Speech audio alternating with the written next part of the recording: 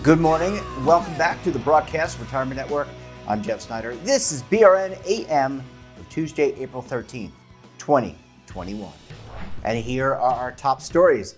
The Coinbase IPO is set, and why is everyone talking about non-fungible tokens? Well, joining me now to discuss this and a lot more is Kevin Kelly. He is co-founder of Delphi Digital, a cryptocurrency research firm. Kevin, great to see you. Thanks so much for joining us on the program this morning. Thanks for having me, Jeff. Of course. Always great to talk to you. Love talking about cryptocurrency and the blockchain. Let's start with the Coinbase IPO. First, what is Coinbase? Yeah, so Coinbase is one of the largest exchanges, US-based exchanges in the world. And so what Coinbase has really kind of carved out a niche for itself is in the kind of what we call the fiat on-ramp space. So a lot of people, when they're getting introduced to Bitcoin and crypto, they'll go to Coinbase because you can literally link your bank account to a Coinbase account. You can essentially transfer funds into Coinbase, and then you can start to trade a handful of crypto assets like the big mega caps, Bitcoin, Ether, and such.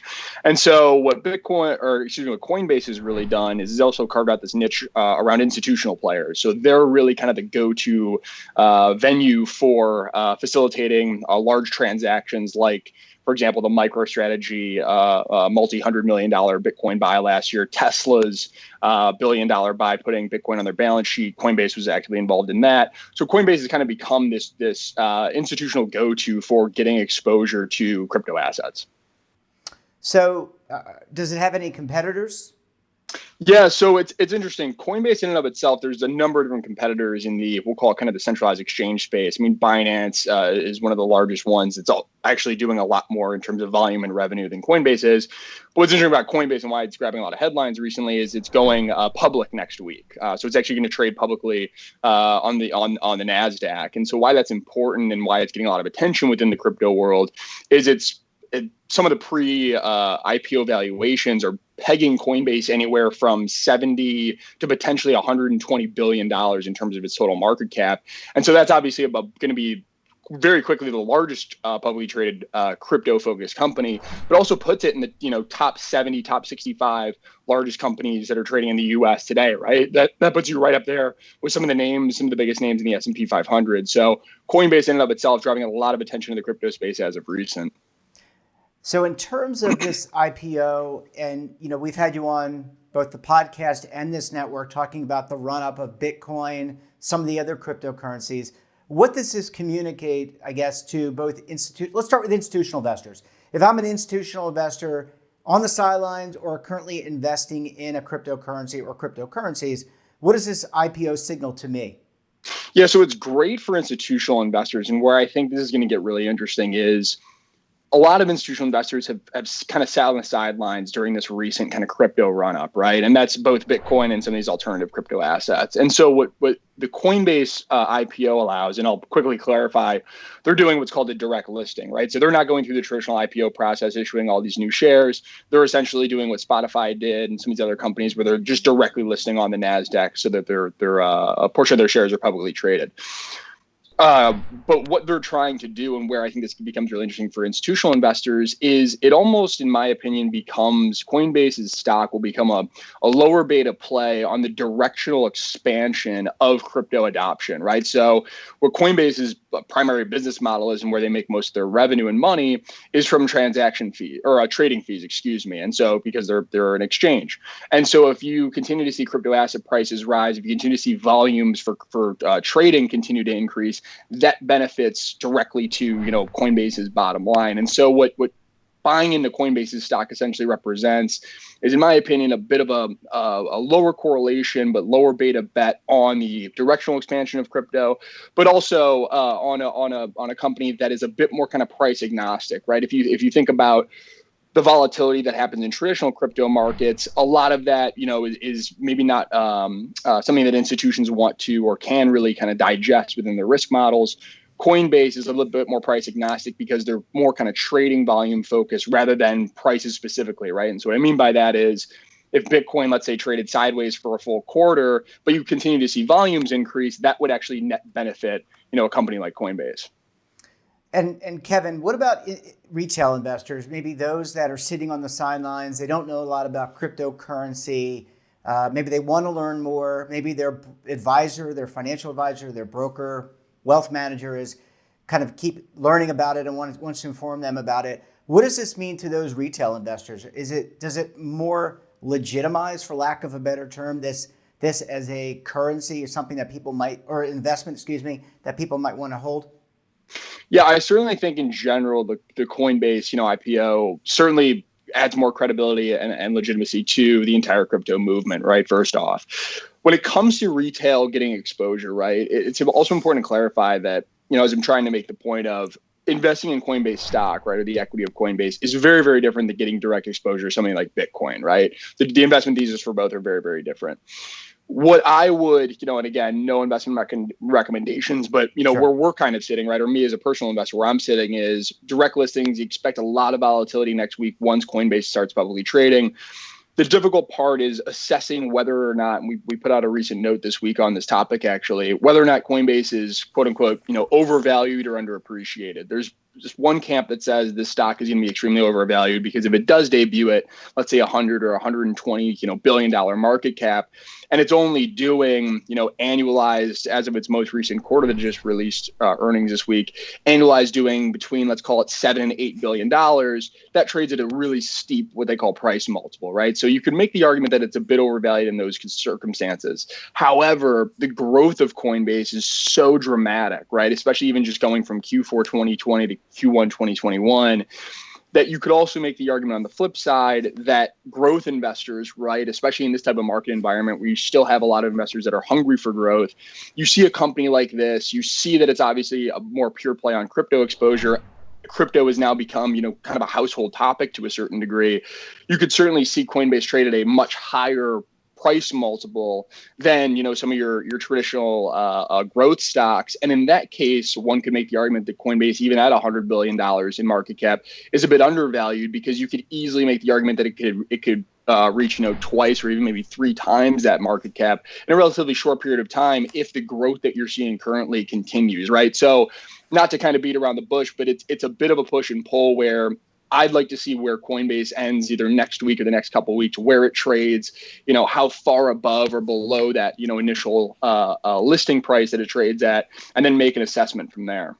Yeah, it's going to be fun to watch this. I think, being one of the largest IPOs, or at least one of the largest valuations, that's pretty impressive given the technology. I think it creates, what I was inferring, creates a lot of more legitimacy, and I think it gets regular retail investors a lot closer to thinking about these as investments. Kevin, I want to take a very quick break. When we come back, we'll talk to Kevin about non-fungible tokens, or NFTs. You're going to want to stay tuned right here on BRN AM.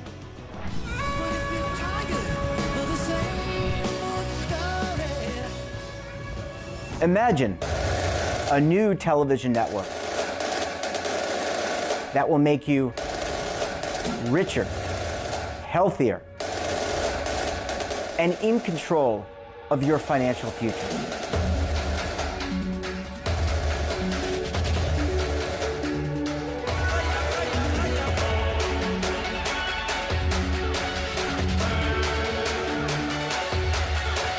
This network is for the policewoman in Nashville, Tennessee, the baker in Dubuque, Iowa, the teacher in Lexington, Kentucky. We want to make the idea of savings and retirement culturally relevant. But what do you see as a defining issue of the midterms, especially for the smaller businesses? I mean, they are the lifeblood of the American economy.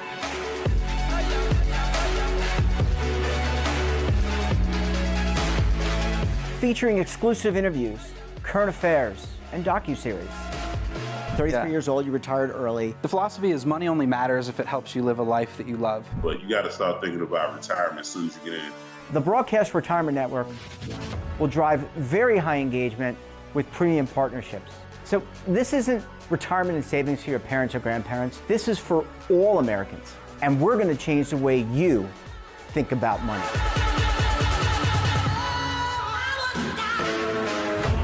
Welcome to the next frontier of retirement and savings.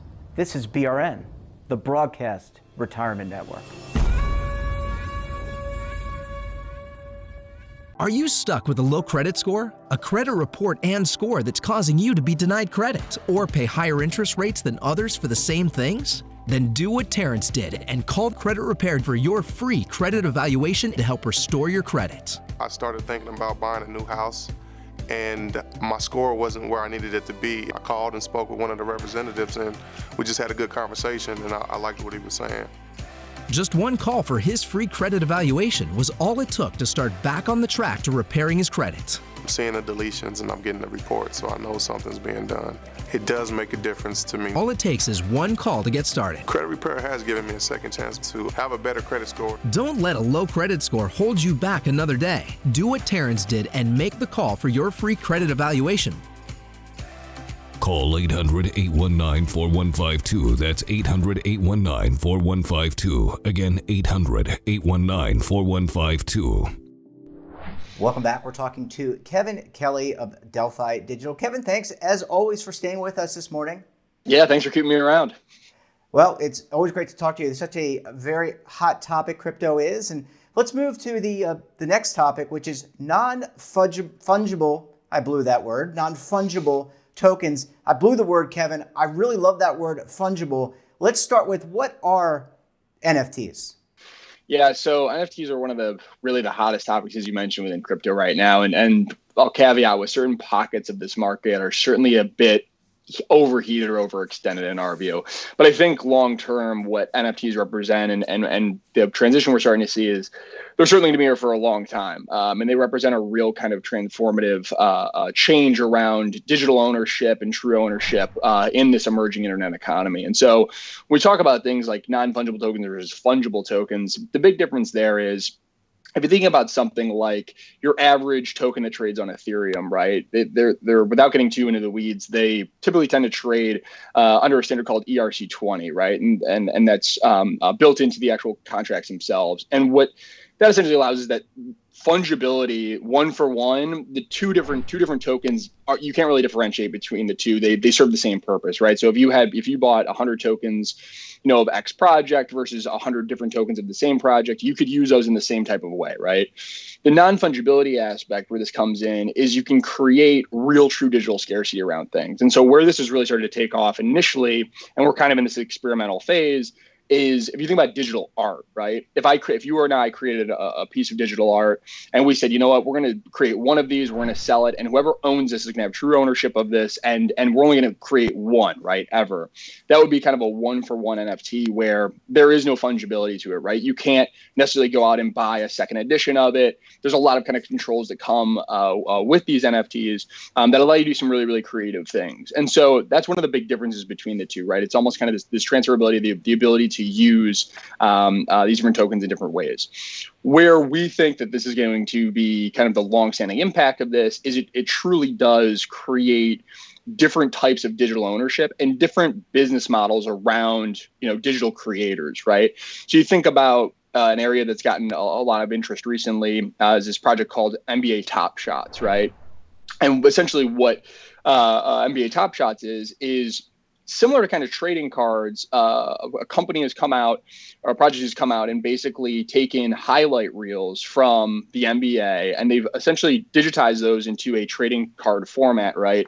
And they'll create a certain amount of these what they call top shot moments, right? So, for example, if LeBron comes out last night, I mean, he's injured right now, but if LeBron came out last night and had, a massive dunk, right, and it was all over SportsCenter, let's say NBA Top Shots comes out and says, hey, we actually created or turned this highlight reel into, one of 100 NFTs, and you can actually own this moment itself.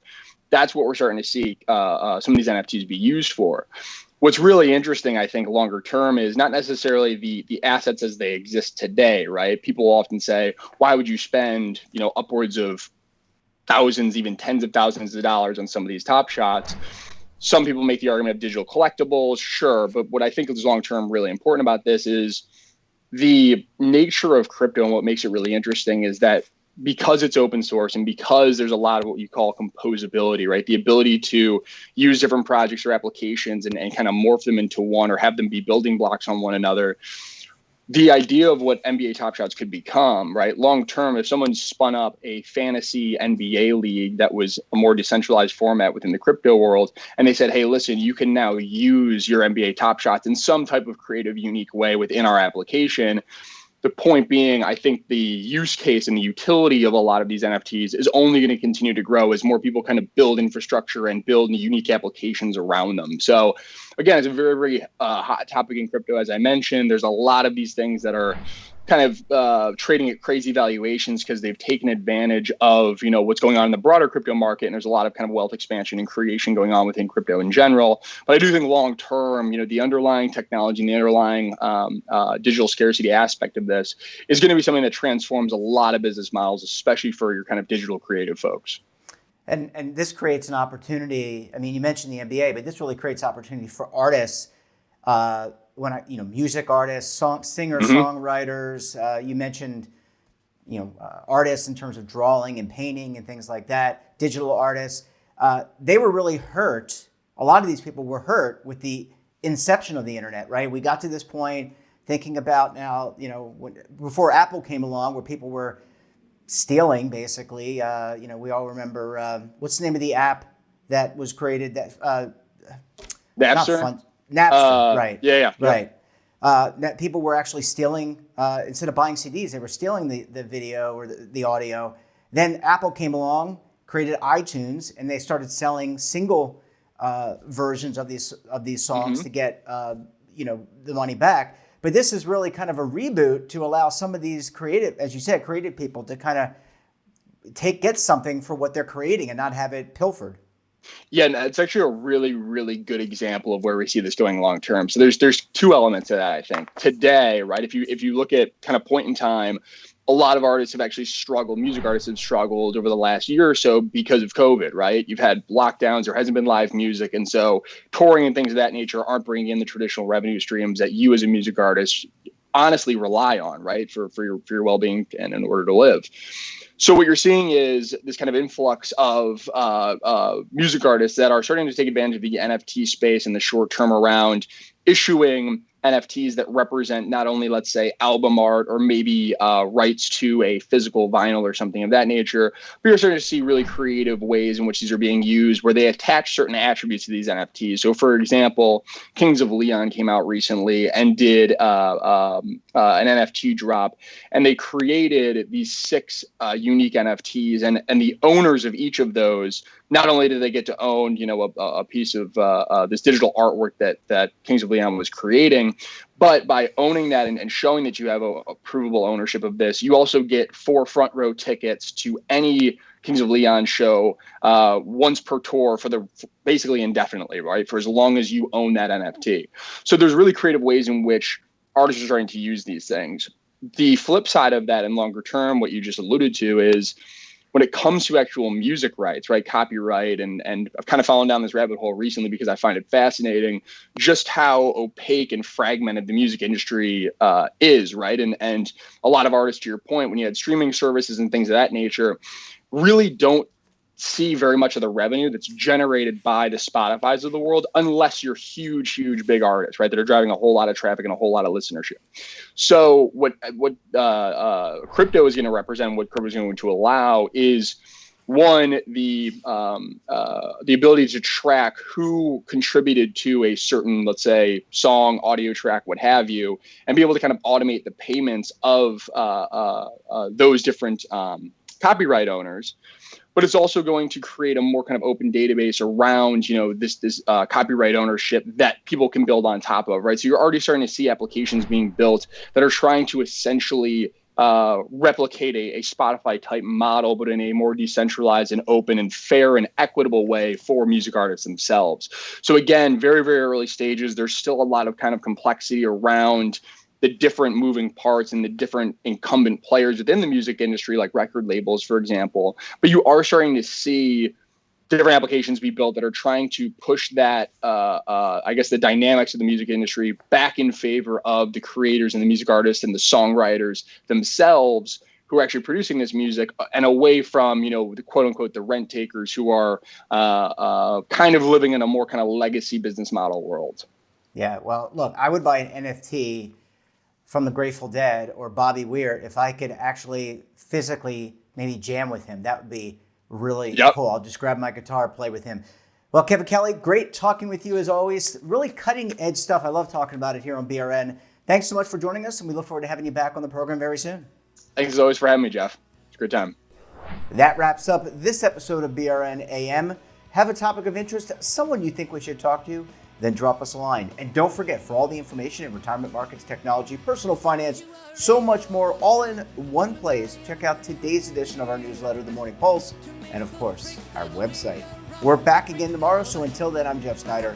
Stay safe, keep on saving, and don't forget, roll with the changes.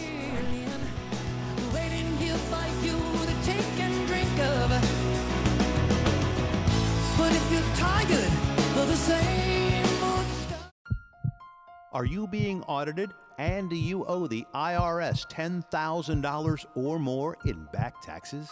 Is the IRS threatening to take more of your money? Don't fight the IRS alone. The Tax Doctor is here to help you negotiate your tax bill and reduce your stress. The IRS can freeze your assets and seize your bank accounts, but you can stop these IRS actions.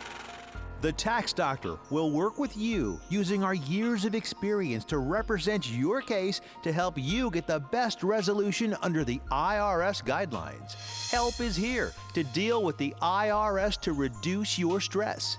We've handled thousands of cases, so we know what we're doing.